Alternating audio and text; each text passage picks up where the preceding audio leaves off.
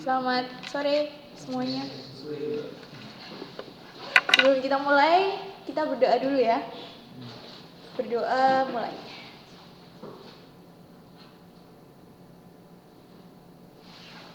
Doa selesai.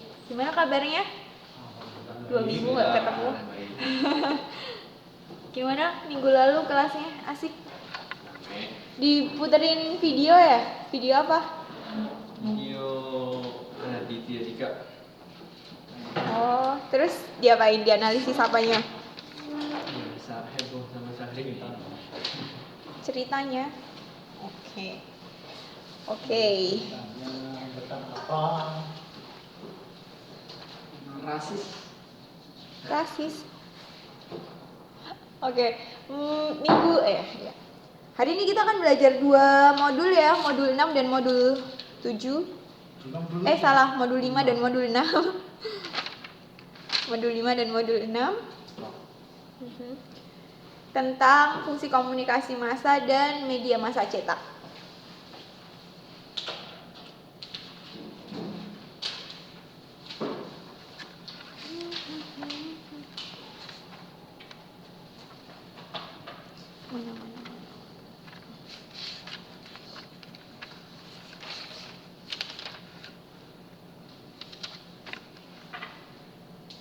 Oke, kegiatan belajar 1, fungsi komunikasi massa secara umum. Di kegiatan belajar 2 nanti kita akan belajar fungsi komunikasi massa secara khusus. Sekarang kita belajar yang secara umum dulu. Kok tulisannya jadi ganti kayak gini ya? Alay. Gak apa ya, bisa dibaca nggak? Bisa. Masa harus diganti semuanya? Tulisan hobi. Tadi di awal di rumah nggak kayak gitu.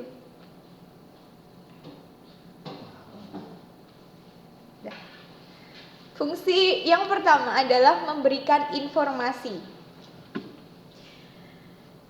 Kita paham ya semuanya kalau media massa itu berfungsi untuk menyebarkan informasi ke pembaca, pendengar atau pemirsa. Nah, di sini halayak sebagai manusia sosial itu akan selalu merasa haus dengan informasi tentang segala sesuatu yang terjadi di sekitarnya. Sebenarnya cuma kayak gini-gini aja sih. Yang kedua, memberikan pendidikan. Siapa ikut nggak Git? Kamu ada di tengah nggak? Jero di samping. Orang coba itu nggak masalah. Fungsi yang kedua adalah memberikan pendidikan. Jadi media massa mendidik masyarakat melalui pengajaran nilai-nilai, etika, serta aturan-aturan yang berlaku kepada pemirsa atau pembaca. Ada yang bisa ngasih contoh? Program apa yang fungsinya adalah memberikan pendidikan? Kuis kalau dari televisi. Kuis apa? Family 100 mungkin bisa. Cerdas cermat, oke. Terus? Mas Ajat? Ayo, satu. Jadi Saya nih, Dr. Oz. Tahu kan ya? Dr. Oz Indonesia itu loh. Yang program yang ada dokter, terus habis itu ngasih tahu tentang program-program kesehatan kayak gitu. Mungkin karena udah pada di sini. Mungkin karena isu. ini. Iya. Itu sudah. Ayo, Mas Ajat. Masa bingung. Iklan banyak, Bro. Cuman yang lebih mendidik acara masak. Acara masak. Informasi. Informasi. Tapi mendidik juga Mas bisa. Ada mana yang prioritas utamanya mendidik? Sebenarnya enggak, sebuah program itu pasti memiliki banyak fungsi, cuman mana yang paling utama? Apakah itu memberikan informasi atau memberikan pendidikan? Asyik. Oke. Nanti ya yang selanjutnya. Fungsi yang ketiga adalah memberikan hiburan. Tujuannya apa? Tujuannya adalah untuk mengurangi ketegangan pikiran halayak dikarenakan membaca berita-berita yang berat, berita-berita yang serius mulu, atau melihat tayangan dari televisi yang memiliki bobot ilmiah. Jadi contohnya ini. Apa itu? Apa enggak? Satu aja belum udah sampai 6. Udah punya nikah, udah punya anak sekarang. Beneran. Ini sinetron tuh. Iya. Iya. Bisa kalau mungkin masih dulu tersanjung balik. Iya, tersanjung. Sampai berapa? Sampai anak-anaknya sampai cucu-cucunya gitu. Sampai mau pernah ganti-ganti itu apalagi. Ada topinya, ada topi bunga atau apa dulu. Atau sayang atau apa itu. Oh iya, terus sayang juga ada. Kalau hiburan di televisi banyak ya, tapi kalau contoh hiburan dari media cetak apa kira-kira? Cerpen. Cerpen, terus? Ayo, satu-satu. Novel. Satu Jepang. Apa? Novel. Maksudnya kalau misalnya dari media, dari surat kabar misalnya, di situ yang disebut bertujuan untuk menghibur apa? Kan kalau di surat kabar ada yang bertujuan untuk menginformasikan, misalnya berita-berita, terus ada pantun, oke pantun. Ayo.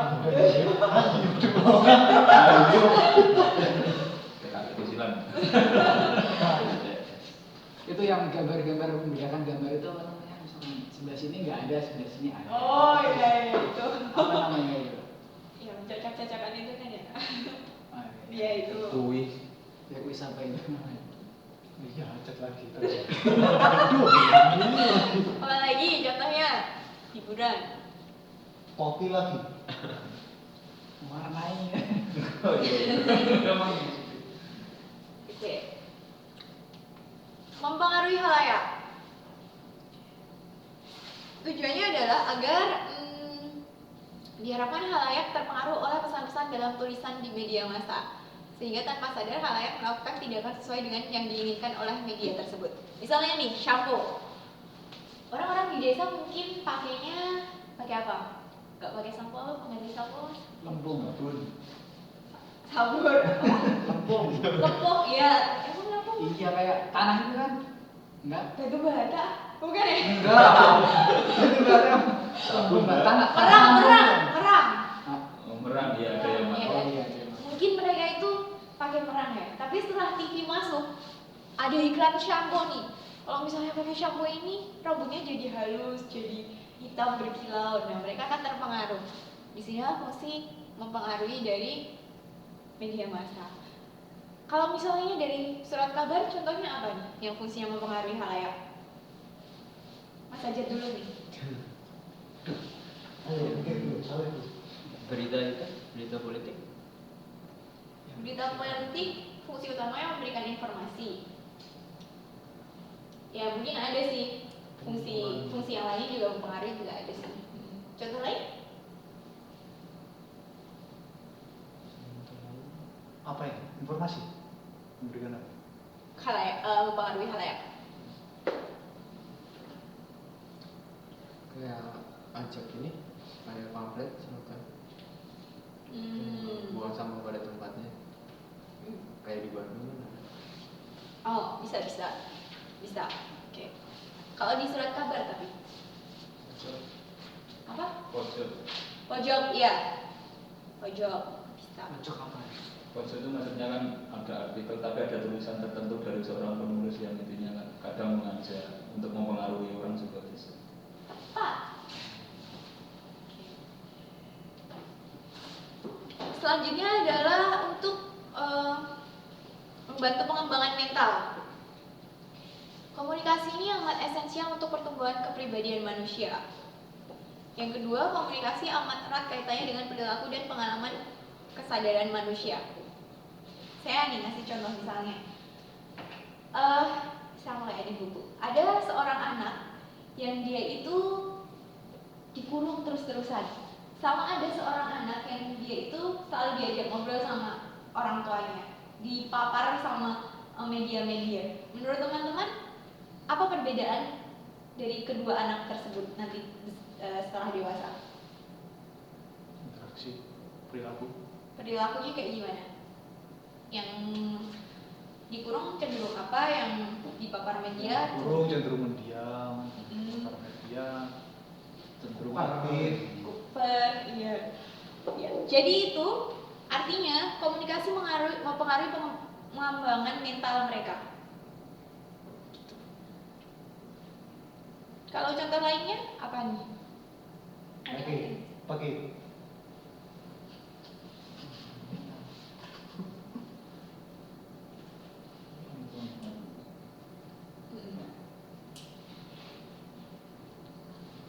Orang yang Dikekang nanti mungkin. bisa. Sama kalau orang yang setiap hari terpapar sama internet, sama orang yang biasa-biasa aja terpapar sama internetnya. Menurut teman-teman apa perbedaannya? Tiap hari di depan internet kayak 20 jam per 24 jam. Terus ada yang cuma biasa-biasa aja 2 jam per 24 jam kayak gitu. Biasanya sosialisasinya Mbak. Biasa. Biasa cenderung lebih cuek, yang satunya cenderung bisa menikmati saat satu. Iya, benar. Paham ya? Iya. Selanjutnya adalah fungsi adaptasi lingkungan. Ketika seseorang menerima dan mengirimkan pesan, maka proses pengiriman dan penerimaan tersebut membantu kita untuk berhubungan dengan orang lain, saling menyesuaikan diri antara komunikator dengan komunikator. Si adaptasi.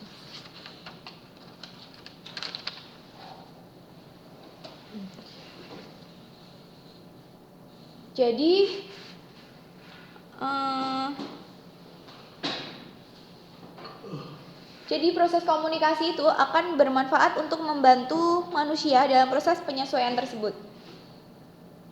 Apakah dia bisa beradaptasi atau tidak, itu ditentukan oleh kemampuan dia bisa menerima informasi atau bisa berkomunikasi dengan orang lain atau tidak. Gitu. Yang terakhir adalah fungsi manipulasi lingkungan. Artinya adalah berusaha mempengaruhi orang-orang, di mana komunikasi digunakan sebagai alat kontrol utama dan pengaturan lingkungan. Contohnya di sini iklan pasta gigi. Pakainya orang-orang yang ganteng, yang giginya putih, terus kalau ngomong nafasnya segar banget kayak gitu. Artinya dia memanipulasi lingkungan kan. Dia berhasil membuat orang lain tuh ngerasa, wah berarti kalau aku pakai pasta gigi itu aku bakalan kelihatan ganteng, aku bakalan gigiku kelihatan putih, terus nafasku segar kayak keluar bunga-bunga kayak gitu. Itu artinya termanipulasi. Ada contoh lain? Yang lain. Minyak wangi. Apa? Contoh minyak iklan minyak wangi. Minyak wangi? Parfum. Oke. Kalau bukan iklan? Dari apa ya? Bisa. Ini kalau dikaitkan dengan majas personifikasi bisa nggak? Yang gimana tuh? Kan benda mati sama benda hidup. Aku udah lupa. Dikasih. Kan seolah-olah katakanlah orang yang bernapas mengeluarkan bunga itu kan. Oh yang iya. mengeluarkan bunga itu kan secara Oh iya. kan nggak ada, tapi kan Bisa Mbak, untuk kampanye Mbak. Iya, Untuk benar. Manipulasi. Iya, benar-benar. Orang yang kampanye itu dia juga memanipulasi lingkungan. Yang sudah dibaik-baikin. Iya, benar-benar Mas Taufik. Oke. Latihan tes formatif 1.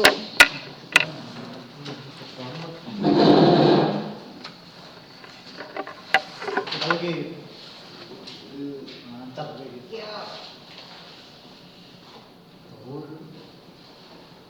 Media massa adalah penyebar informasi bagi pendengar, penonton, ataupun pembacanya. Komunikan sebagai manusia akan selalu merasa haus informasi mengenai segala sesuatu yang terjadi di sekitarnya. Pernyataan tersebut termasuk ke dalam fungsi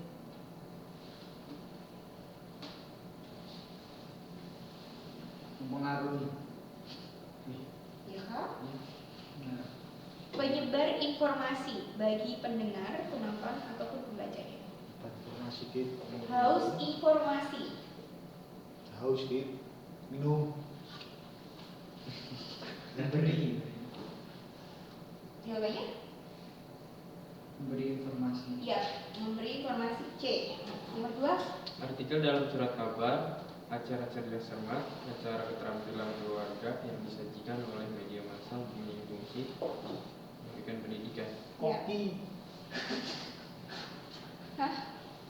Oke, nanti. Nomor 3, Pergelaran wayang golek, acara musik, film komedi, lawak, komik, cerpen, iklan-iklan yang disajikan oleh media massa termasuk dalam fungsi C-Media. ya. Nomor 4, Mas Raffi. Fungsi mendidik dalam surat kabar dapat dilihat secara tersurat ataupun secara tersirat dalam rubrik tadi Mbak, pojok C. Pojok, jadi mempengaruhi kan ya? Kalau enggak artikel. Ya, yang mendidik lebih tepat yang artikel ya. Itu panjang. Mas akhir. Fungsi mempengaruhi dari surat kabar secara implisit terdapat pada implisit apa enggak? Implisit itu tidak tersirat artinya. Gak kelihatan secara nyata. Mananya gitu, mananya. Konten.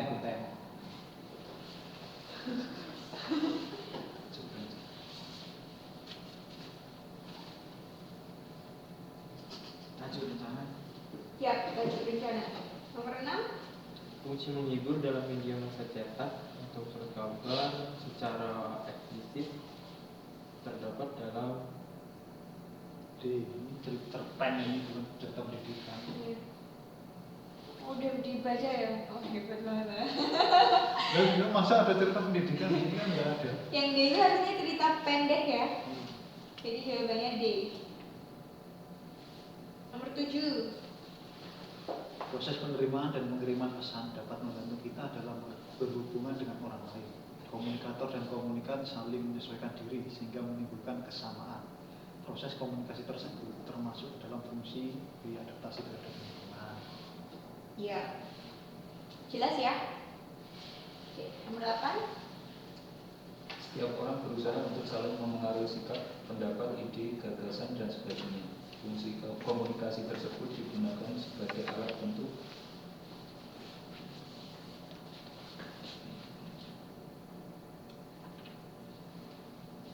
kontrol utama dalam pengaturan dalam lingkungan. Ini tadi. saling mempengaruhi sikap, pendapat, ide, gagasan, dan sebagainya. Manipulasi. Yang lebih tepat C ya. Manipulasi lingkungan. Jadi ini kalau jawab pertanyaan yang ini sebenarnya setiap media massa itu punya atau setiap acara itu punya banyak fungsi, cuman mana fungsi yang paling utama. Sekarang masuk ke fungsi komunikasi massa secara khusus. Wah, salah iklan. Oke, fungsi yang pertama adalah meyakinkan atau mempersuasi halayak. Di sini Joseph De Vito mengemukakan persuasi tersebut dalam beberapa kategori. Yang pertama, mengukuhkan atau memperkuat sikap, kepercayaan atau nilai seseorang. Kemudian yang kedua adalah mengubah sikap. Yang ketiga, menggerakkan seseorang untuk melakukan sesuatu. Dan yang keempat, memperkenalkan etika atau menawarkan sistem nilai tertentu. Jadi meyakinkan halayak itu mencakup 4 hal ini, atau bisa salah satu dari 4 hal ini. Misalnya ini, keluarga lebih bermutu dengan 2 anak saja. Siapa yang bisa menjelaskan fungsi banner ini untuk meyakinkan khalayak?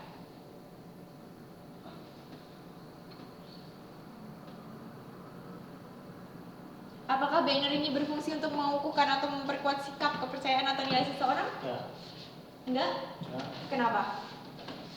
Karena itu berupa ajakan yang belum diterapkan dalam masyarakat. Itu bukan atau memperkuat sikap kan kalau sesuatu hal atau rencana itu sudah ada dalam masyarakat. Berarti tergantung orangnya, apakah dia sudah memiliki rencana atau belum kayak gitu. Ya, sih. Oke, bisa jadi. Tapi orang yang sudah memiliki rencana untuk mempunyai anak 2 aja, melihat hal ini kira-kira gimana? Nah, itu bisa mengumpulkan. Apalagi ini yang menyampaikan adalah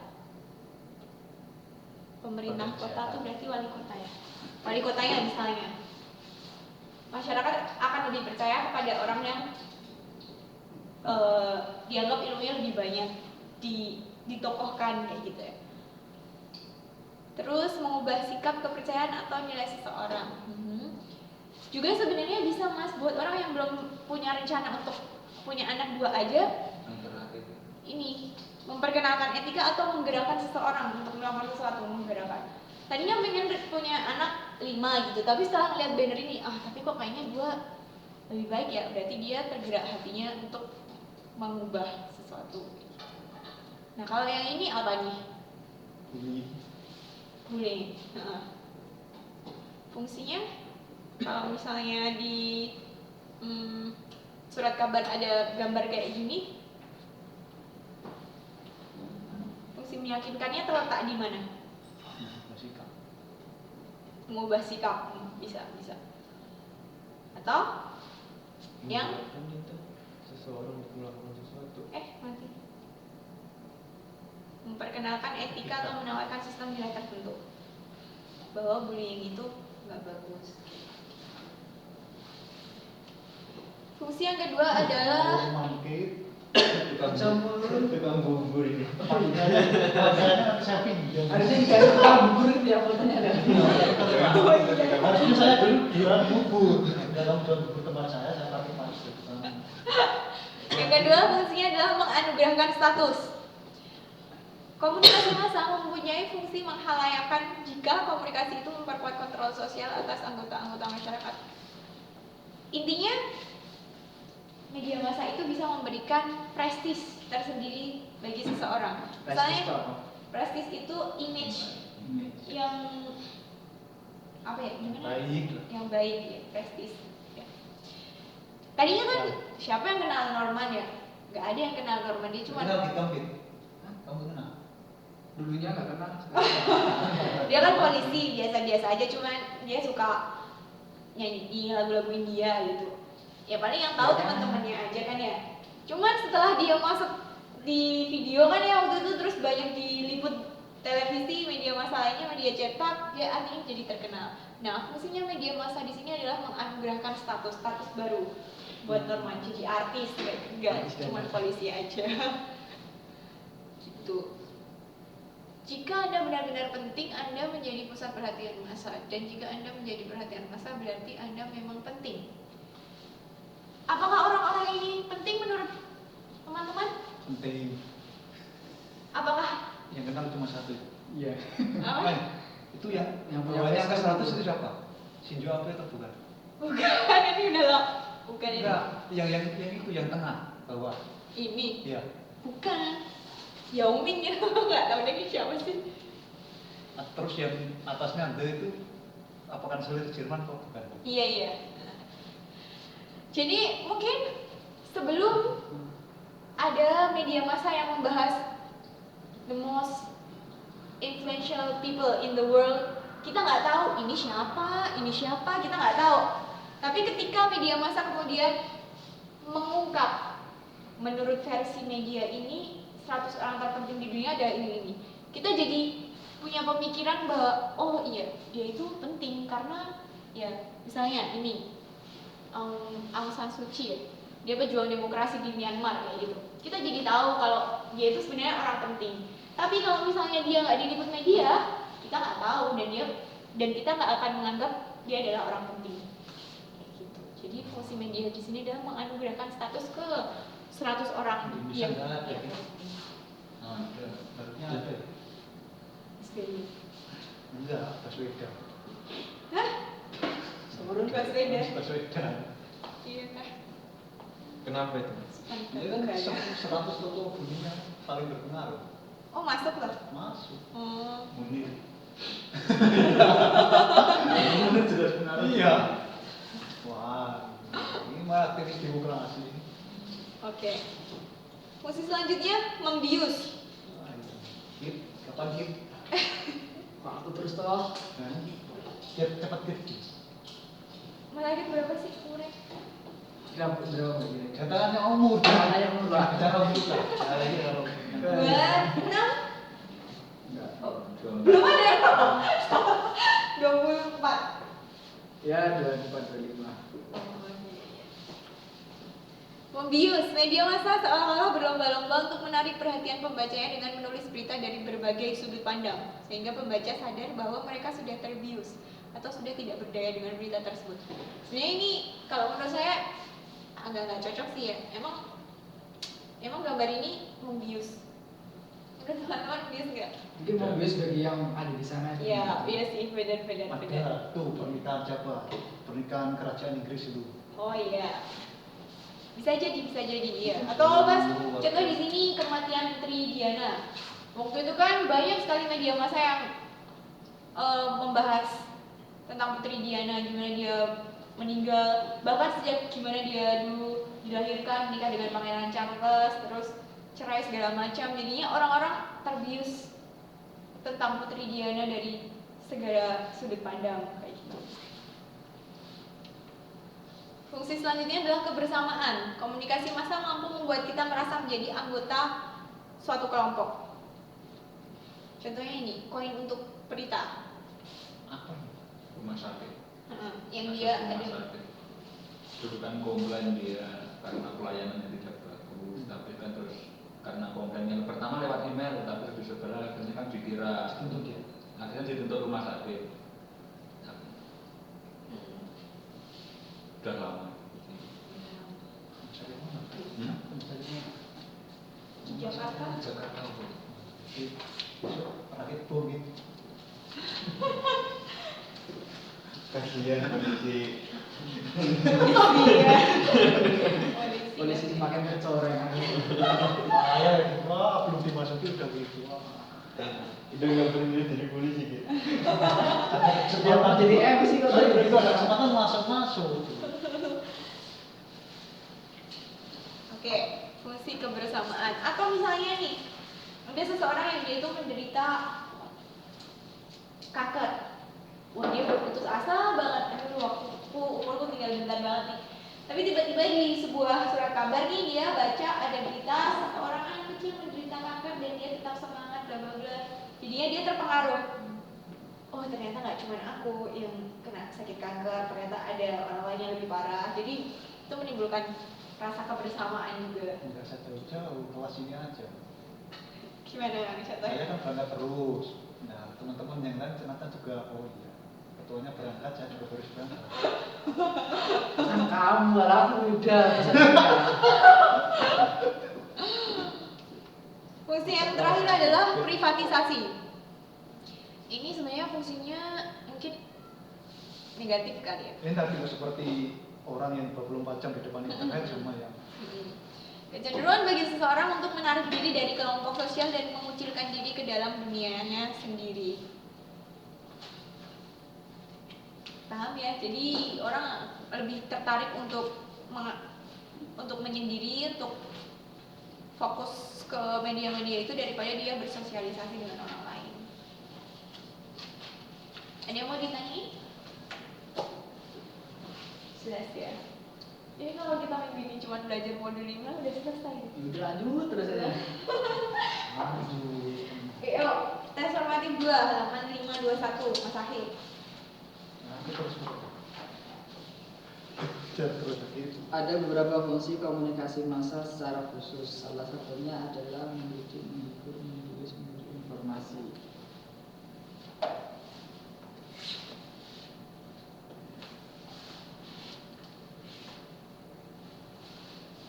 Ada C. Yang secara khusus itu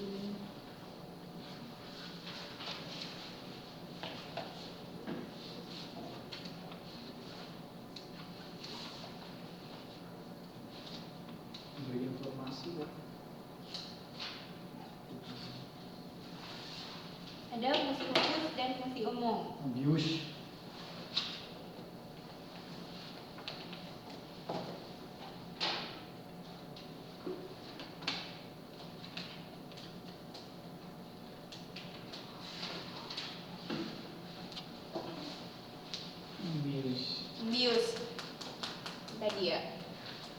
khusus. Fungsi khusus tuh yang kelihatannya lebay gitu loh. Kalau yang mendidik, menghibur, memberi informasi kan dasar semua media kayak gitu ya. Nomor 2, Halayak memusatkan perhatian kepada upaya mengubah atau memperkuat sikap halayak itu sendiri dan mengajak mereka agar bertindak dengan cara tertentu. Fungsi komunikasi massa tersebut disebut fungsi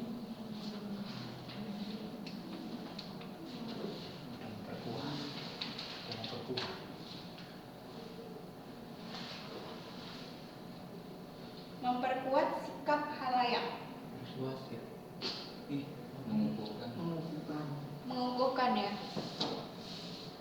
mengukuhkan. Oke. Nomor 3,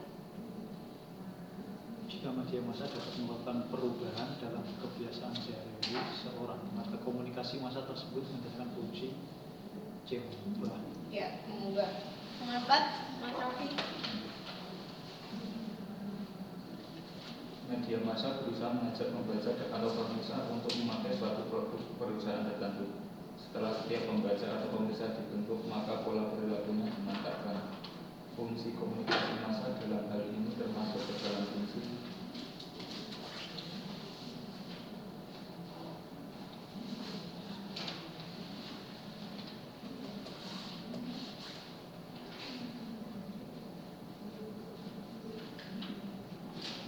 membius. Menggerakkan. Benar semua ya. Cuma yang paling tepat adalah menggerakkan. Karena di sini dia mengajak pembaca, kemudian membentuk pola pikir pola perilakunya dimantapkan.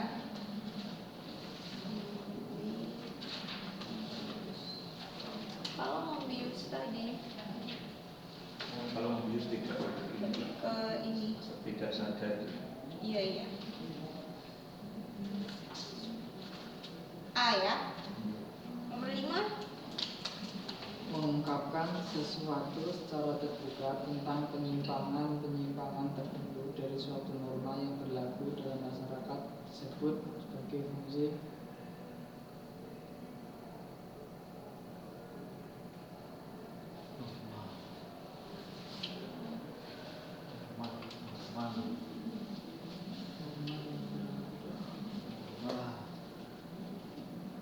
Bukan mandi. menawarkan etika. menawarkan etika. Ya, benar. Nomor 6, Kecenderungan seseorang untuk menarik diri dari kelompok sosial dan mengecilkan diri dalam dunianya disebut fungsi simpatisasi. ya. Nomor 7, Fungsi komunikasi massa yang dapat merugikan sistem sosial dengan menghambat pengembangan serta perubahan yang diperlukan disebut narcotisation. Oke, B, narcotization. Jelas ya? Oke, nomor 8, Pesan-pesan yang disampaikan oleh media massa dapat membuat halayak menjadi anggota suatu kelompok disebut fungsi menciptakan rasa kebersamaan. sip. Lancar ya. Nggak ada yang ditanyain ya? Dari fungsi media massa?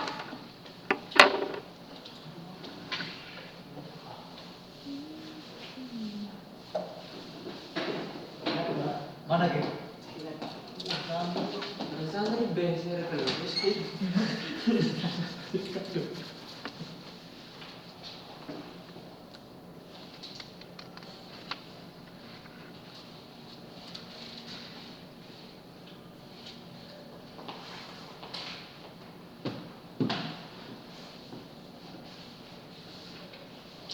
Kok Mas Juni nggak pernah masuk lagi? Kenapa ya?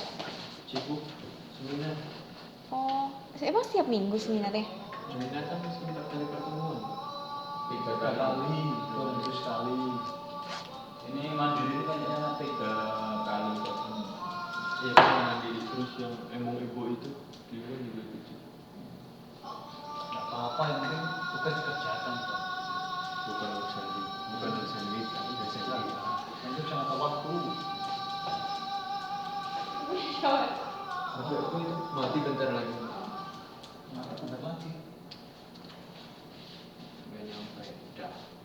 aja udah.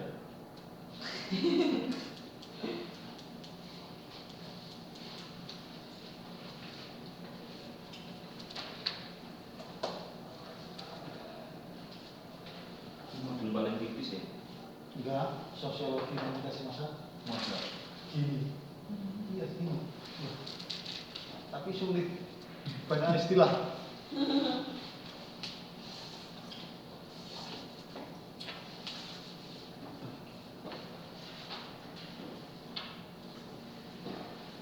Sibuk dengan programnya sih IBF. Apa? Kan IBF kan programnya sih. IPS kan?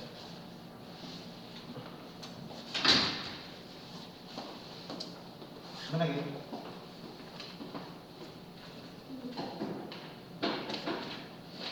Oke, sekarang kita akan belajar tentang media massa cetak. Minggu depan kita akan belajar tentang media massa elektronik. Kegiatan belajar 1 kita akan belajar mengenai surat kabar, dan kegiatan belajar 2 tentang majalah. Sejarah lagi. Masuk ke sejarahnya dulu ya. Nanti di soal keluar tahun-tahun. Waduh. Biasanya kayak gitu apa? Mau Tahun parah. enggak, cuma biasanya siapa yang mengatakan menurut. Kalau tahun kan udah. Sebenarnya surat kabar yang pertama itu diterbitkan di mana kira-kira? Apakah Amerika? Apakah Inggris? Apakah Cina? Yang sudah punya model tulisan sejak dulu? Jerman. Hah? Amerika. Jerman. Jerman ya. Tahun 1609. Jadi media massa cetak, terutama surat kabar ini muncul sejak ditemukannya mesin cetak oleh Johann Gutenberg, orang Jerman ya dia. Makanya media massa berupa surat kabar itu pertama kali ditemukan di Jerman. Nah, di Amerika itu dalam perkembangannya yang cukup fenomenal adalah era The Penny Press, di mana perkembangan percetakan telah mengakibatkan proses pencetakan semakin cepat, sehingga surat kabar semakin memasyarakat karena harganya murah. Jadi penny atau disebut surat kabar kuning, kira-kira kenapa? Karena Oh, apa? Kalau dalam istilah jurnalis itu ada yellow journalist. kenapa Itu kira? yang kriminal sama maaf itu seputar seksualitas. Kalau dalam jurnalis loh. Kalau Mungkin dalam ya. komunikasi massa enggak. Nggak tahu, mungkin karena penny itu kan warnanya kuning ya. Disebutnya makanya yellow press, dan disebut penny juga karena dia itu murah. Jadi hampir semua orang bisa menjangkau ini, bisa beli. Pantesan suratnya warnanya kuning. Ya gitulah pokoknya ya. Isinya juga udah tentang isu-isu kalau nggak salah ya. Nggak Pokoknya isu skandal, politik, kriminal. kriminal dari. Yang bombastis gitu-gitu. Itu Sensasional. Kalau di jurnalis kan yellow journalist. Ya mungkin yang benar yang itu ya. Aku cuma kira-kira aja sih. Kemudian dikenal juga Joseph Pulitzer. Mungkin ada yang pernah dengar ada penghargaan Pulitzer? Pernah dengar sebelumnya? Belum, baru kali. Belum. Jadi ini adalah penghargaan bagi karya jurnalistik tingkat dunia. Didasarkan oleh nama si Joseph Pulitzer ini karena dia itu adalah orang yang menginisiasi adanya cerita komik secara rutin pada surat kabar minggu. Kemudian dia juga membeli New York World pada tahun 1883, sehingga waktu itu percetakan surat kabar yang tadinya cuma 20.000 eksemplar, karena dia beli jadinya tambah lagi lebih dari 300.000 eksemplar kayak gitu. Jadi dia memprakarsai berkembangnya media massa cetak berupa surat kabar di Amerika.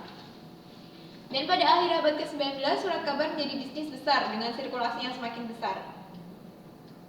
Dan headline-nya juga ditulis besar-besar, tebal, dengan berita-berita sensasional, skandal, kriminal, gosip, perceraian, seks, dan lain sebagainya. Ini yang disebut yellow paper, yang kegiatannya disebut yellow journalism. Lalu bagaimanakah sejarah singkat surat kabar di Indonesia?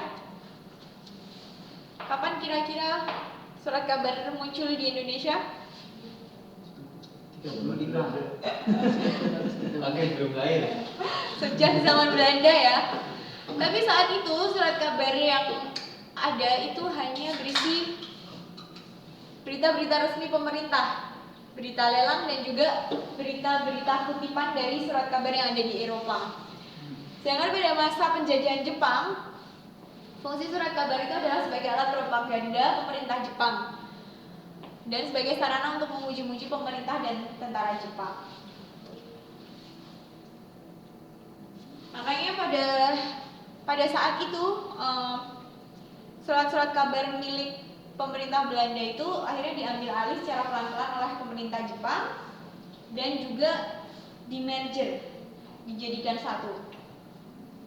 Tujuannya adalah agar pemerintah Jepang bisa lebih mudah mengawasi perusahaan-perusahaan itu. Kemudian pada zaman kemerdekaan, surat kabar di Indonesia menjadi saingan surat kabar Jepang dan berfungsi sebagai alat perjuangan bangsa dan propaganda.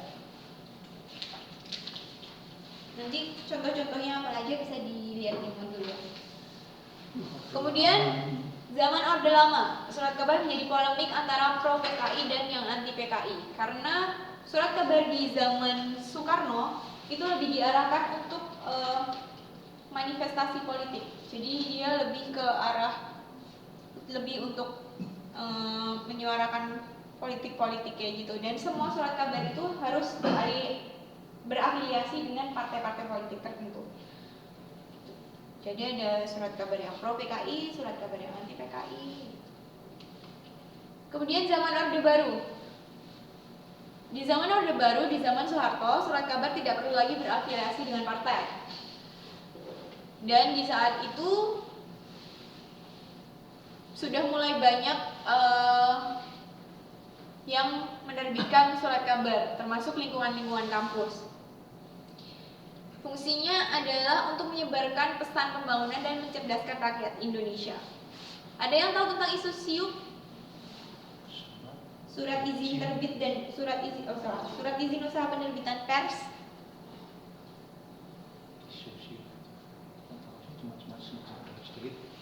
Memang itu kan dari yang Orde Baru kan tidak ada yang namanya apa surat kabar, maksudnya media massa kan murni dipegang oleh pemerintah. Terus setelah Soeharto lengser, terus diganti oleh BJP, baru SIUP ini terbitkan kembali.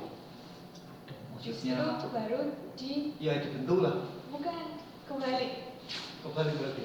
Jadi SIUP ini, jadi adanya surat izin usaha penerbitan pers, ini latar belakangnya adalah waktu itu surat kabar semakin menjamur dan pemerintah Soeharto merasa kewalahan karena surat kabar itu ada yang menjelek-jelekan pemerintah kan ya, makanya diterbitkan SIUP. SIUP ini adalah istilahnya untuk mempersulit orang-orang yang ingin mendirikan percetakan. Jadi dia dipersulit dengan adanya surat izin ini. Nah, di era reformasi, di era Habibie, SIUP ini dihapuskan. Kebijakan persnya lebih liberal dan jumlah surat kabarnya membengkak. Sampai sekarang.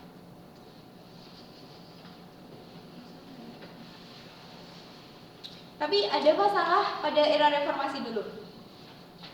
Sebenarnya dulu masyarakat Indonesia masih rendah minat bacanya, dan juga karena saking banyaknya surat kabar, siapa aja bisa mendirikan perusahaan percetakan, maka sebenarnya mereka itu secara finansial rentan.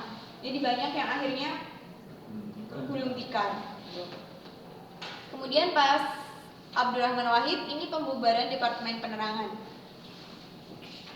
Sudah pernah kita bahas ya kayaknya dulu, lembaga yang menjadi simbol strukturan pengekangan pers. Kemudian ada masalah lebih lanjut. sampai saat ini, yakni etika pers yang menurun. Balik lagi ke yang dulu, berita isinya yang sensasional, yang bombastis, yang bohong-bohongan kayak gitu. Penting banyak. Makanya ada AJI, Aliansi Jurnalis Independen, dan juga Undang-Undang Nomor 40 Tahun 99 untuk mengatasi masalah ini.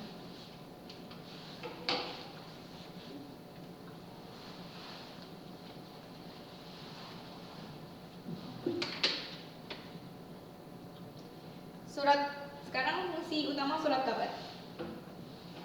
Fungsi yang pertama adalah memberikan informasi, yakni memenuhi keingintahuan khalayak ramai akan setiap peristiwa yang terjadi di sekelilingnya. Fungsi utama surat kabar adalah memberikan informasi, tetapi tidak menutup kemungkinan juga surat kabar memberikan fungsi hiburan, edukasi, dan mempengaruhi. Kayak misalnya tadi hiburan ada cerita bersambung kayak gitu, kemudian edukasi tentang tokoh misalnya, dan lain sebagainya. Pers berfungsi sebagai alat kontrol sosial yang konstruktif, termasuk di dalamnya menyebarluaskan pesan pembangunan dan informasi yang bersifat mencerdaskan bangsa.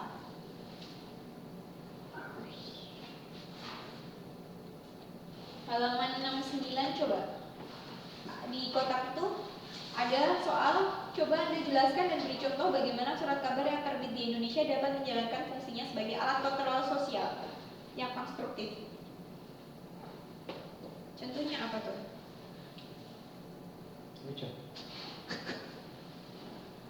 Siapa aja?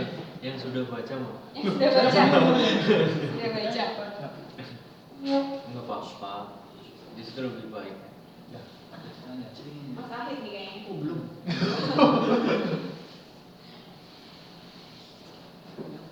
Pers sebagai alat kontrol sosial yang konstruktif. Artinya adalah pers itu kan memberitakan apa yang terjadi di sekeliling kita ya. Misalnya dia juga bisa memberitakan tentang pemerintah daerah. Kalau misalnya dia surat kabar lokal, dia bisa memberitakan tentang pemerintah daerahnya, apakah melaksanakan kebijakan dengan benar atau tidak, apakah menyelewengkan dana atau tidak. Nah, di situ dengan melalui pemberitaan itu artinya pers melakukan kontrol sosial.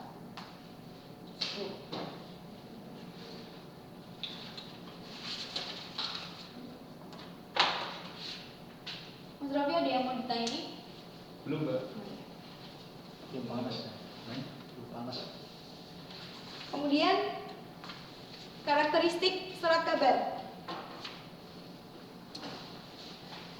Ada banyak sekali karakteristik. Yang pertama adalah publisitas. Artinya adalah penyebaran pada publik atau halayak. Yang kedua adalah periodisitas. Artinya menunjuk pada keteraturan terbitnya. Dia bisa harian, bisa mingguan, atau bisa 2 mingguan. Ajak. Rutin.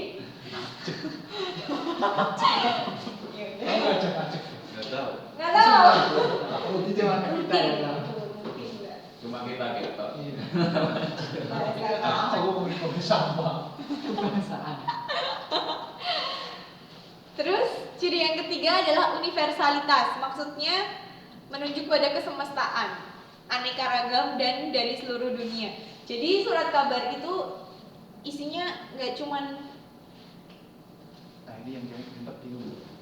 yang ini, yang Tidak universal. cuma propaganda. Bukan. Nanti ini yang membedakan dengan majalah. Oh. Misalnya majalah yang khusus untuk wanita, ya isinya kebanyakan untuk wanita ya. Tapi kalau yang surat kabar ini isinya macam-macam ya. Ada politik, ada kesehatan, ada otomotif, ada sport kayak gitu. Jadi isinya nggak cuma satu bidang aja. Kemudian aktualitas.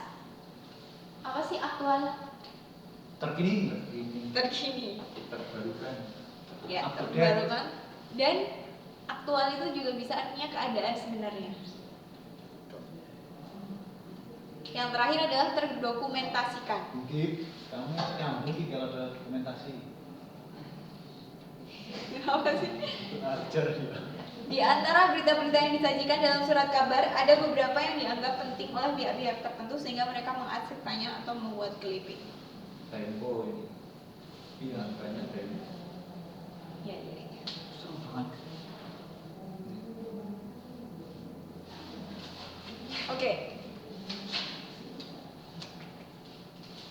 Topik berikutnya tentang pembaca melek huruf.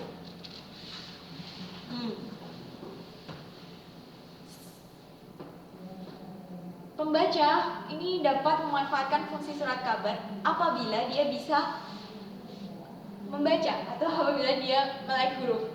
Berbeda dengan media massa berupa radio atau TV. Dia nggak perlu melek huruf, yang penting Mulai kuping. melek kuping. Duh. Gitu. Sebenarnya ini masuk ke karakteristiknya juga ya. Bedanya dengan media elektronik kayak televisi dan radio. Dan di sini kategorisasi surat kabar itu bisa dibedakan berdasarkan yang pertama skopnya. Apakah dia media massa nasional, regional, atau lokal. Tahu kan ya contohnya kalau nasional surat kabar. Contohnya ya, kayak Kompas, Warna Kompas. Merdeka. Ya, regional, Coba pos. ya lokal, kedaulatan rakyat. Kemudian bentuknya bisa yang biasa kayak gini atau tabloid. Bentuk baru lagi Mbak, Apa? e-paper. Oh ya, e-paper. Iya Bentuk bisa. elektronik, kan bentuk Bisa. baru. E-paper. Kemudian bahasanya ada Indonesia, Inggris, dan bahasa daerah. Kalau bahasa daerah itu contohnya apa? Jawa. Iya, contohnya apa itu? Kalau dalam televisi, kalau nggak media cetak itu, kalau Jawa Tengah TV Borobudur, itu penyampaiannya pakai bahasa Jawa semua. Jawa semua. Kalau yang media cetak apa? Nah itu. Kalau di Jogja pernah itu. Joko Lodang. Apa ya? Udah lama sekali Mbak, kayaknya sekarang udah Terus sekarang kan sudah. Oke. Oke. Halaman 14. Modelnya ganti nih yang jika 1 dan 2. Wah ini yang Ini bikin semua. momen. Aduh. Bahaya ini. Nomor 1, Mas Ahid. Alhamdulillah. The penny press adalah era persurat kabaran di Amerika Serikat. Beberapa keadaan yang menjadi ciri dari the penny press adalah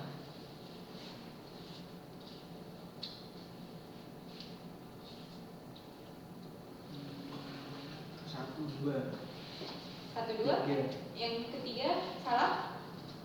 Salahkah? Kenapa salah?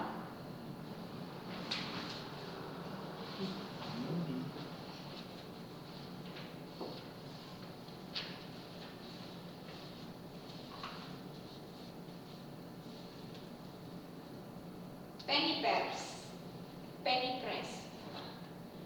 murah. Murah benar ya, murah. Iya. Mudah didapat juga benar. Karena murah dan mudah didapat, makanya surat kabar ini dibaca oleh semua kalangan. D. Jadi Di jawabannya D. Ya. Nomor 2, Mas. Yellow journalism adalah sebutan bagi pemberitaan surat kabar yang menekankan pada beberapa aspek, diantaranya adalah sensasi, skandal, kriminal. Ya, benar semua. D. Nomor 3. Surat kabar yang terbit di Indonesia pada saat penjajahan Belanda pada umumnya berisi belang, jasa. 1, 3 benar. Nomor 2 benar nggak? Nggak tahu. Nggak ada. Oh, ada.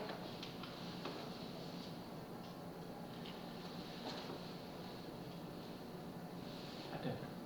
Ada nggak? Ada. Sip. Di semua. Mana yang jasa?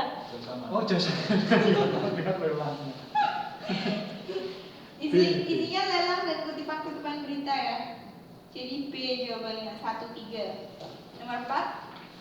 Pada zaman penjajahan Jepang, fungsi utama surat kabar adalah 1, 3. Iya, benar. Nomor 5, Mas Ahid lagi. Pada awal kemerdekaan, surat kabar yang diusahakan oleh bangsa Indonesia merupakan tandingan bagi surat kabar pemerintahan penjajah. Dengan demikian, surat kabar Indonesia berfungsi sebagai alat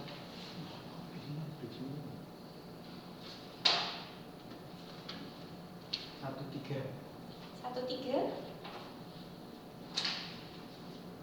Perjuangan bangsa bener ya. 1 1-2-3-2. Pendidikan belum ada sekolah nih. mana sih? Oh ini. 3 benar. 2 benar ya, propaganda untuk mempengaruhi masyarakat dan untuk menandingi Jepang juga. Pendidikan ini baru muncul setelah zaman Orde Baru ini. Fungsinya adalah untuk pembangunan dan mencerdaskan rakyat Indonesia. Jadi di awal kemerdekaan belum ada fungsi pendidikan. Sekolah nih. Jadi jawabannya adalah 2-3. C. Nomor 6. Di zaman Orde Lama, surat kabar sering berisi polemik antara orang PKI dan orang PKI. Pengertian polemik adalah sebagai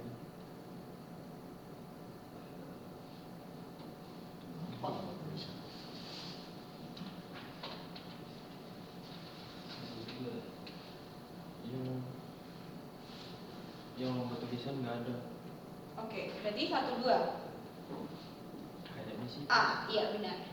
Benar. Polemik ini bisa diartikan sebagai perang pena. Perang pena itu bukan perang pena ya, sebenarnya perang pena dulu. Perang kata-kata. Biasa debat. Kayak misalnya waktu itu ada Charlie Hebdo yang dia gambar karikatur Nabi Muhammad. Sebenarnya harusnya pembalasannya juga harusnya perang pena gitu. Ada yang bilang kayak gitu. Polemik. Boleh. Oke, nomor 7.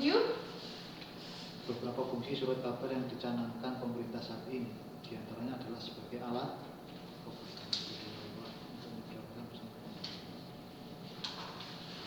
dua tiga sih.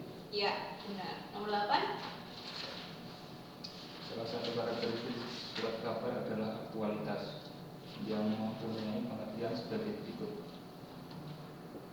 1-2. Ya, terbaru dan timely, tercepat, kekinian.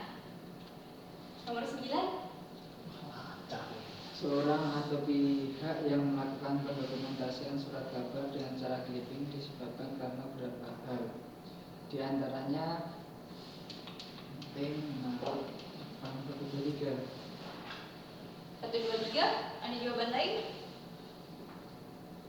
Enggak ya 1-3. 1-3. Ada yang lain? 1-3. 1-3. Oke. Ketika kita mengclipping sebuah berita, itu semua setuju ya kalau artikel itu penting. Nggak semua sih. Tapi kemudian yang kedua, sesuai dengan profesinya, bener nggak? Kalau misalnya saya nih sebagai humas, saya mau mengclipping berita, ya berita tentang perusahaan saya, berarti kan saya cari yang relevan dengan profesi saya kan ya?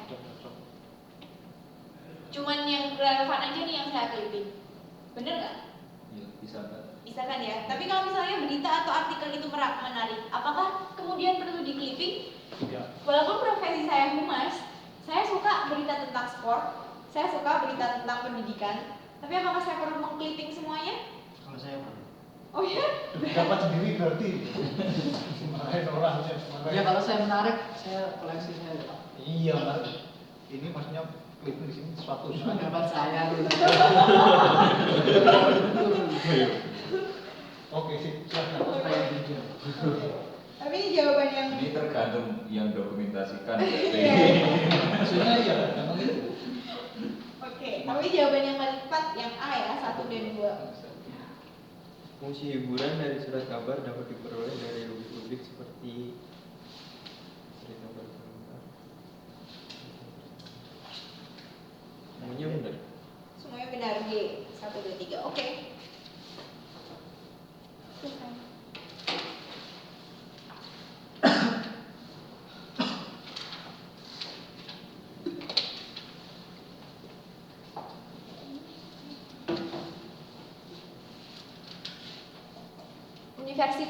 universalitas tadi apa maksudnya?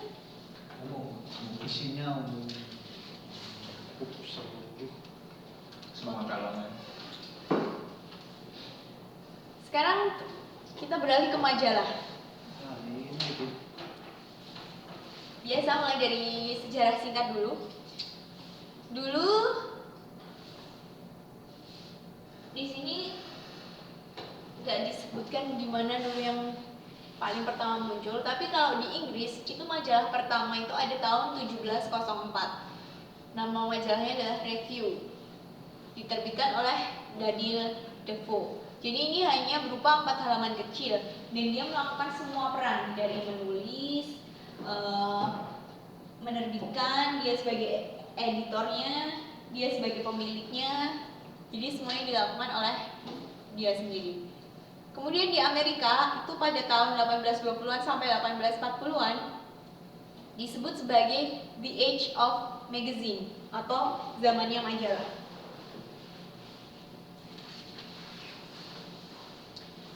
Dan pada tahun 1930-an majalah mengalami sukses yang sangat besar karena saat itu sudah memiliki segmentasi tersendiri. Scientific America, ya isinya tentang science, Psychology Today itu tentang psikologis, dan Playboy segmennya adalah laki-laki dewasa, pria dewasa. Sedangkan di Indonesia, majalah itu pada awal kemerdekaan fungsinya sebagai alat mengobarkan semangat rakyat melawan penjajah. Kemudian zaman Orde Lama, ini tadi hampir sama, sebagai penyebar manifesto politik. Zaman Orde Baru banyak terbit seiring dengan perkembangan ekonomi dan tingkat pendidikan yang semakin tinggi. Fungsinya juga untuk mendidik dan menyampaikan pembangunan pemerintah, program pembangunan. Kemudian era reformasi, majalah baru sesuai tuntutan pasar dan muatannya lebih berani. Maksudnya di sini banyak franchise, tahu kan ya franchise? Apa usaha? Kepemilikan. Jadi kayak misalnya, Laba. oh iya, laba. Jadi majalah Playboy misalnya di Indonesia juga ada sirkulasinya. Di era reformasi ini muatan majalah-majalah terutama franchise itu lebih berani karena dia menggunakan nilai-nilai value-nya Amerika yang dibawa ke Indonesia, yang sebenarnya tadinya di Indonesia dianggap tabu, tapi setelah muncul itu akhirnya dianggap biasa-biasa aja gitu.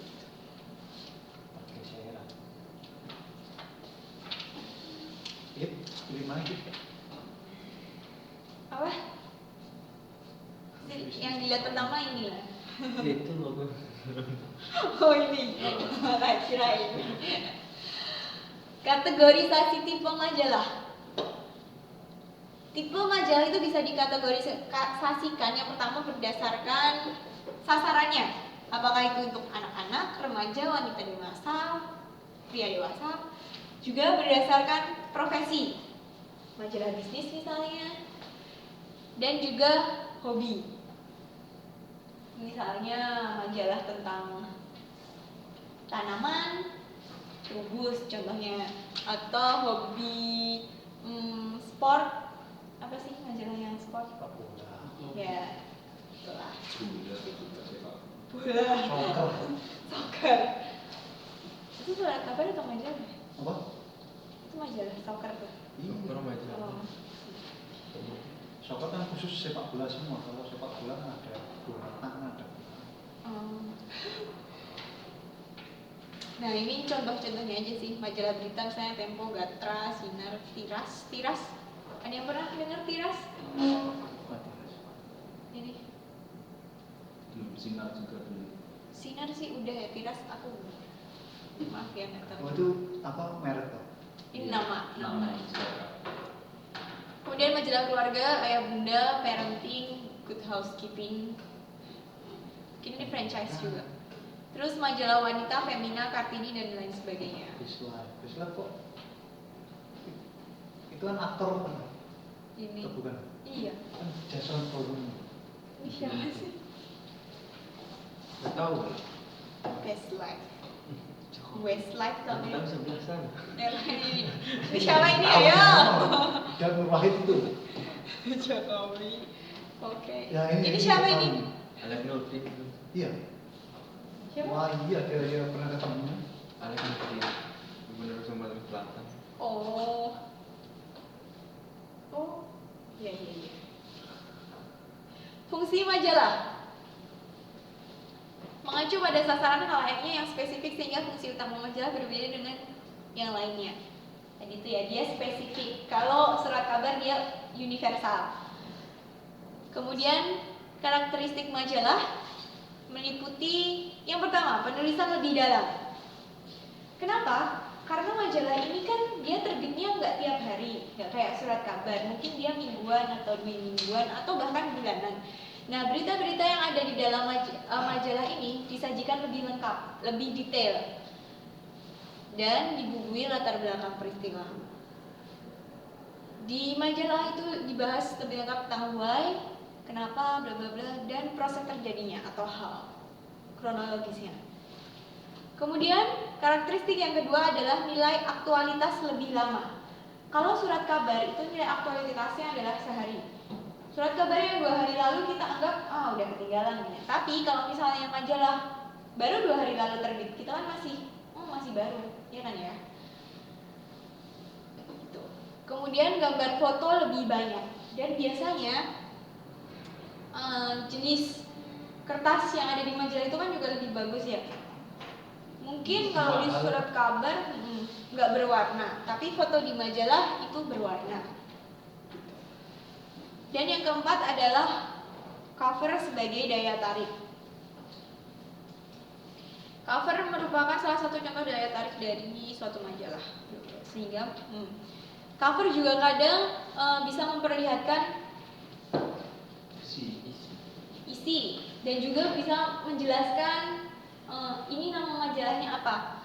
Misalnya nih kayak Gatra selalu merah kayak gini. Terus di tengah-tengahnya ada topik utamanya. Ini tentang pertarungan para jawara, gambarnya terus arus bisnis, bla bla bla kayak gitu. Jadi Gatra itu apa? Majalah apa? Ya kayak hampir mirip isinya Berita-berita kayak Tempo gitu tapi sih. lebih mendalam juga. berita-berita gitu.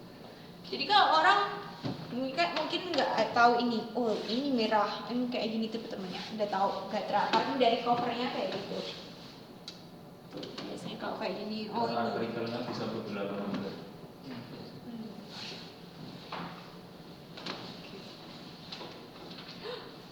Ada yang mau ditanyakan?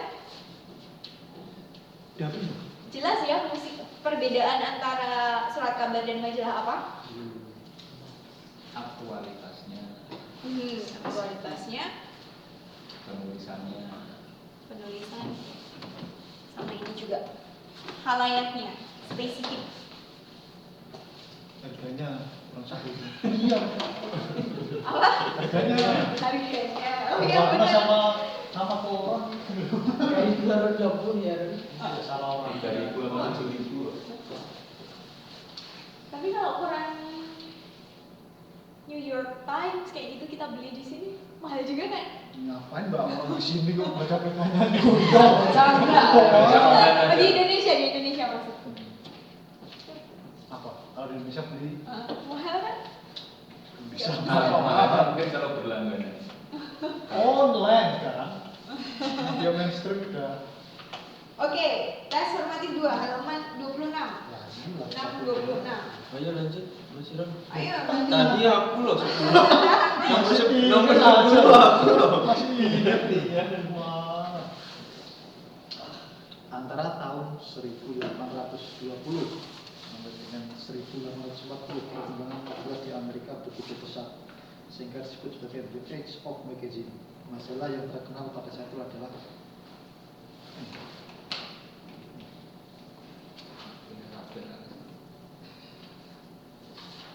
Saturday Evening. Nah, Saturday Evening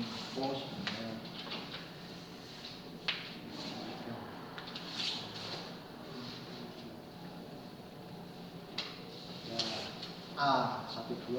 Ya, time itu kan baru-baru ini ya. Ya nggak baru-baru ini juga sih, tapi maksudnya nggak dari yang tahun 18-an. Nomor 2,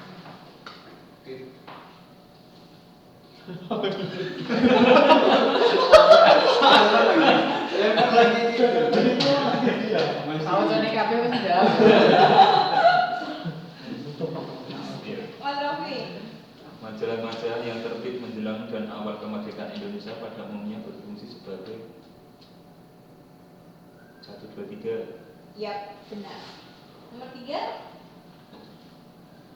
Fungsi suatu majalah ditentukan oleh faktor-faktor tipe, frekuensi, sama sasaran. 1, 2, 3. Hah? Apa? 1, 2, 3. 1, 2, 3. Fungsi. Tipe majalah. Tipe majalah sama sasaran sama. Sasaran spesifik berarti tipe. Tipe bener ya. Dan sasarannya, iya benar, sasaran halayaknya yang spesifik. Frekuensi terbit. Frekuensi terbit enggak? Enggak. Karena itu karakteristik majalahnya. Enggak tuh yang sebelum itu kan bukan? Yang nomor 2 apa?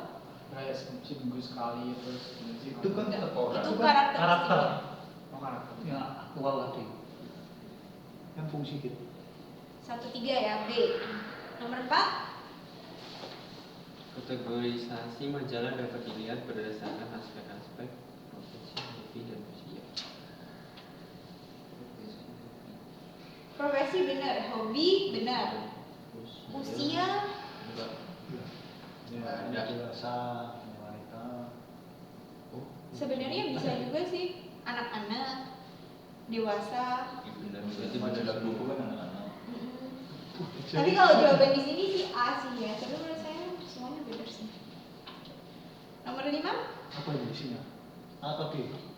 D. D. A aja deh yang sesuai. Kalau aku sih D ya. Coba dicek di Enggak menyebutkan umur mungkin kalau di sini. Ini anak-anak, remaja, wanita dewasa, pria dewasa, atau Karena pembaca mungkin- umum dari remaja sampai Kalau dewasa. di TV kan nggak ada umur. Paling cuma 17 tahun. Di sini sih yang disebutin cuma profesi, hobi, usianya enggak. usianya enggak. Di situ. Ini ada remaja Usianya. sampai dewasa. Iya, memang kalau harusnya sih masuk. Berarti kuncinya salah ini. Yang penting paham ya. Terus nanti kalau keluar, berdua jangan sampai keluar nih. Maksudnya usia diulangi. Nomor 5, Berita dalam majalah disajikan secara mendalam karena berita tersebut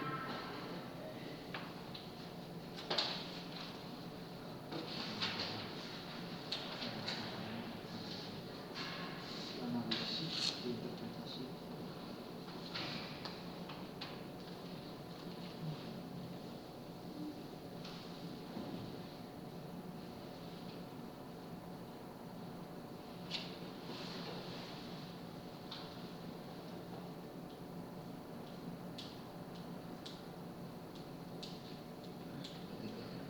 apa? 23. 23. Apakah dianalisis ya? Dianalisis itu menjawab why ya, why dikemukakan secara lengkap. Kemudian interpretasi itu bisa why, bisa how. Kemudian apakah mendalam itu artinya kita harus menggunakan kalimat-kalimat panjang? Enggak. Panjang tapi tidak menjawab unsur why dan analisis sama. Ya, benar, benar. Nomor 6, Apabila berita dalam majalah disajikan secara mendalam, berarti berita tersebut menggali lebih jauh unsur why dan How? pokoknya membuatnya apa? 1-2. 1, 2. ya. Word, surat kabar pun word bisa ya, apa yang terjadi. Nomor 7, Untuk melakukan analisis berita, reporter perlu memperkaya laporannya dengan cara mencari sumber berita, pakar dalam bidang ilmu terkait. Itu yang dua. 1, 2, bahan bacaan yang relevan. Masuk. Perlukah ketika reporter itu menganalisis berita dia ke perpustakaan? Kira-kira Emang kalau berita harus cari ke perpustakaan enggak? Enggak, ini kan dia menganalisis beritanya.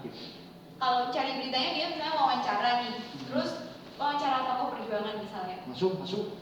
Setelah wawancara dia nemu istilah-istilah yang dia tuh nggak tahu gitu, tapi mau ditanyain kok kayaknya gimana gitu. Akhirnya dia ke perpustakaan nyari sesuatu yang relevan tuh kayak. Nggak harus perpustakaan, di online juga bisa. Iya. Kirain misalnya kayak gitu. mencari sumber atau di buku-buku atau di Iya majalah. bisa itu. Iya. Ya pokoknya yang relevan.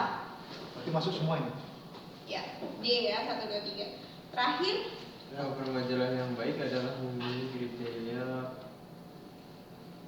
1 benar, 1 dan 3. ya 1, 2, 3. Oh, coba. Mengandung semua unsur warna enggak ya? Ini warna-warni. Wah, selesai.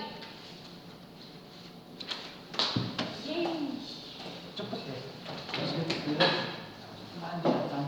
Belum selesai loh tapi ini. Mau kemana dulu?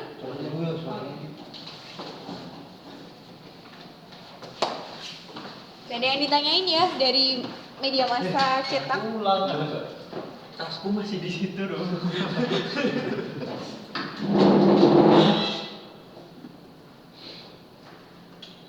Review untuk tugas 3 Mbak. Oh iya. Kok review? Maksudnya. Ini mau aku kasih tugas 3 ini. Aduh. Deadline-nya gitu. 2 aja belum atau? 2 aja. Ya, mungkin deadline-nya agak jauh lah. 2 minggu deadline-nya. Oke, udah minggu. Pertemuan ke-7. Ini sedikit-sedikit. Enak. Iya, enak. Iya ya, dikit-dikit. Tapi yang Sosial 7 itu komunikasi tuh. oh enggak, ini yang modul 7 ini banyak banget. Ini dia masa elektronik dan film. Lah, yang humas mod apa? Semester 2 bukunya masih biru tuh Mbak sampulnya. Banyak banget itu. Oh iya sama-sama. Nanti nggak harus gitu. Ini banyak banget. Masih. Siapa dulu yang ajar mas? Media. Media. Mediana Rayana. Udah pulang. Oh iya. Jadi presenter tadi. Oh iya kan? Wah, presenter itu dulu dia. Emang saya dia terjunnya.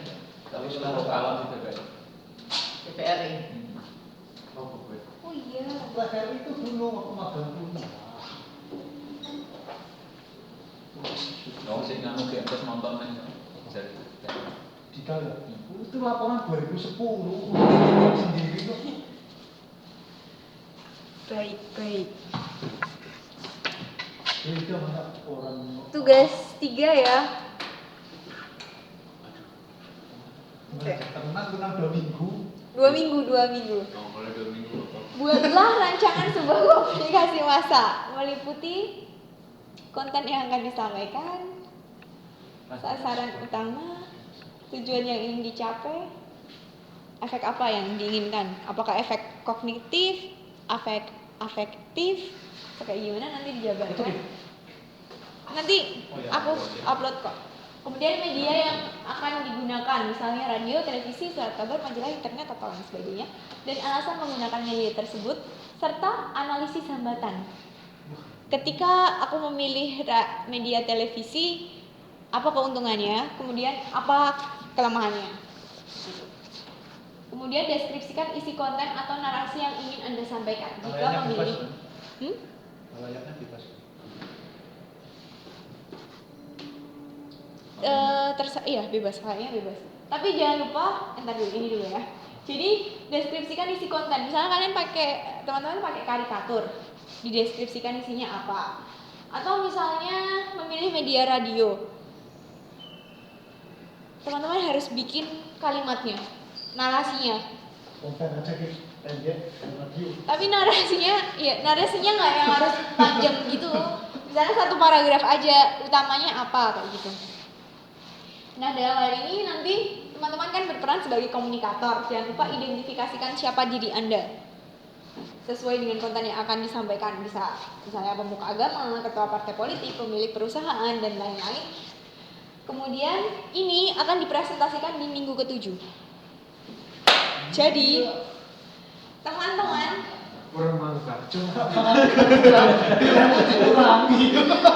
nilainya 50%, ini 50% presentasi loh. Nah itu nanti terus di bawah mbak, nilainya gitu ya?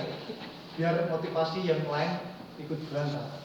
Kalau misalnya Asal jangan kamu yang nge-post dulu, pasti ramai. Iya, maksudnya pas gak rame. misalnya tadi ngomong apa ya? Aduh lupa. Misalnya minggu ke-7 nggak masuk, silakan presentasi di minggu ke-6. Misalnya minggu 7 nih rencananya, aduh aku kerja nih, jadi nggak bisa masuk. Presentasinya minggu depan. Karena semua nilai itu harus masuk di minggu ke-7. Kecuali teman-teman mau bikin videonya terus dikirim ke saya. Oh boleh kayak gitu. Wah, ini jagonya. Tapi nilainya dikurangin. Iya maksudnya ada masalah nanti berangkat juga itu berita Bisa. sendiri. Yang penting Masuk ya? Masuk ya? Minggu ke-7 karena teman-teman juga akan mendapatkan feedback dari teman-teman yang lainnya. Jadi nanti kalau Mas Dohirul ini presentasi misalnya, saya memilih media bla bla bla karena bla bla bla gitu. Nanti Mas Ahid bisa komentar. Oh harusnya medianya radio dong. Tenang. Gini, nanti kita kasih gue satu-satu, gimana yang berbunyi. Gitu. Ya, paten kok. Ya mas itu, Mas Teguh sama Mas Rudi kan nggak ada. Kalau beritanya politik, kira apa? Wah, Mas Rudi itu di mana saya lupa. belum berangkat ketemu. Iya tapi di sini kan ya. Iya. Tadi katanya mau berangkat, tapi ya enggak. Apa gitu? Moto saya ya Mas. Kelihatan mbak. Tugas ini akan menjadi tugas akhir di kelas komunikasi massa. Semuanya hari Minggu pertemuan ke-7 itu harus udah beres karena nilainya harus saya kumpulkan malamnya. Contohnya konten yang akan disampaikan. Contohnya cocok itu. Misalnya nih, saya sebagai ketua partai politik baru namanya Partai Politik ABC. Konten saya itu ingin banget menyampaikan bahwa Partai ABC ini merupakan partai yang mendukung demokrasi secara substansial, nggak cuma prosedural aja, dan berpihak pada kelompok penekan. Maksudnya kayak misalnya grassroots atau civil society kayak gitu. Sasaran utamanya adalah kelompok penekan dalam berbagai isu. Halayaknya sebenarnya kan kalau misalnya komunikasi massa itu nggak terbatas pada satu orang ya, tapi harus ada sasaran utamanya itu siapa. Tujuannya adalah untuk membuat masyarakat, terutama kelompok penekan, sadar akan posisi mereka di dalam pemerintahan, bahwa mereka itu sebenarnya bisa mempengaruhi kebijakan-kebijakan yang dikeluarkan oleh pemerintah. Kemudian tujuannya juga untuk membuka pemikiran masyarakat bahwa ada partai baru yang mendukung perjuangan masyarakat. Juga untuk membuat masyarakat memilih partai ABC saat pemilu nanti. Medianya apa? Saya memilih Surat Kabar Nasional. Karena ini alasannya saya masih partai baru dan saya perlu melakukan publikasi jauh-jauh hari sebelum pemilu. Makanya saya memilih Surat Kabar Nasional agar kegiatan-kegiatan saya itu dirilis oleh Surat Kabar itu secara kontinu. Tapi hambatannya apa? Hambatannya adalah penduduk desa itu belum memiliki daya baca yang tinggi, sehingga mungkin mereka nggak beli koran, mereka nggak tahu tentang partai saya, kayak gitu. Deskripsi isi konten ini nanti diperpanjang lagi. Jadi misalnya kontennya tentang analisis kegiatan-kegiatan sosialisasi partai di berbagai daerah, atau misalnya analisis tentang platform partai ABC kayak gitu. Tapi dibikin narasinya ya kayak gimana. Kalau tentang iklan nggak apa-apa kan? Nggak apa-apa. Narasinya itu gimana sih? Contoh misalkan mbak. Misalnya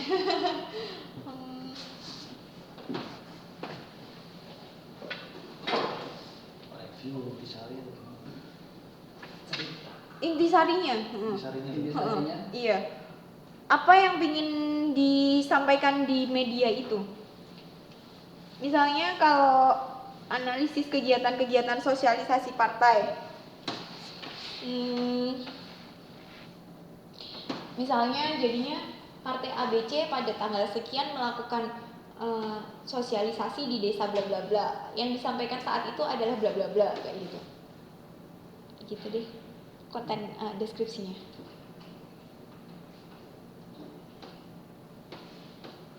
Paham gitu? Paham ya? Kita lanjutin. Nggak berat kan ya? Berat Mbak. Berat kan? Itu kontinu. Tapi ya, saya lihat tugas yang lainnya juga bahkan saya rasa lebih berat dari ini loh. Enggak loh. Enggak, yang lain enggak. Yang lain capek. Yang lain capek kan? Yang lain capek. Yang ini mikir. Yang lain capek nunggu terus. Oke. Yang lain minta waktu. Kedepannya nanti perlu di-project lagi grupnya. Maksudnya tutor yang mau ngupload tugas privasi aja, tutor yang lain nggak lihat. Oh iya benar. Biar tugasnya kan nggak ada unsur berat atau ringan. Kalau ada yang satu berat, yang lainnya berat lagi. Berat-berat ya Bang, kita yang jadi hancur. Kita yang gimana tapi? Nah yang pasti kan waktu saja sih kita. Yang pasti bisa mengatur. Kalau untuk mudah atau sulitnya kan tergantung konten. Kalau nggak menyimpang dari buku ya pasti mudah. Oh ini jelas nggak menyimpang ya. Itu yang paling gampang sih Mas Dia. Iya, tapi capeknya itu paling kan Mas. Oh iya. Capek lah. Males kalau tulis ditulis semua. kali 4. Satu modul itu ada 4 tes formatif. Iya iya. Kalau ini kan ada 2 enak. Harusnya ini yang masih. Daripada artikel 3 halaman, Iya. Enggak. Siapa yang artikel 3 halaman? Enggak. 3 halaman itu. 3 paragraf. Paragraf. Paragraf bukan. Paragraf maksudnya itu apa? Alasan kita itu Pak. 3 paragraf. Enggak apa-apa. 1 paragraf 3 kalimat. Ini yang harus gitu. Didin. Enggak rapi loh. Belum saya paham. Itu yang Tapi sudah terlambat ya. yang deadline sampai dekat kan psikologi. Iya. Loh, bukannya wedenan kabeh. Belum. Tanggal 4 kok. Mas Didi tanggal 4. Oh, saya online tanggal berapa? Online enggak usah. Ini aja, ini aja mumet online. Ada yang mau ditanyain? Lah ya kalau kita bikin nggak berat, nggak berat. Enggak. Ini enggak berat kok. Padahal kalau nggak Jujur aja, kalau berat ya berat, kalau enggak ya enggak itu loh. Jujur aja mas. Biar enggak Nanti rapat pada pulang akan ada curhat Mbak. Iya. Jangan aku diomongin. Pasti di portal ini enggak, biar teman pada ngecek sendiri. Iya. Karena kalau di Facebook enggak muat nih. Palingnya bahaya ya. Muat. Ntar temen yang nggak berangkat tuh ini gimana tugas ini? Silakan info tutornya, berani, malu. Aduh. Gimana? Atau mau dikurangi? Enggak usah, enggak usah. Enggak apa-apa. Coba dulu aja. Iya coba dulu ya. Namanya belajar kan mencoba. Iya benar. Oh, bener. Tujuh lagi. Tujuh kan? Dan bagus. Suka. Baru.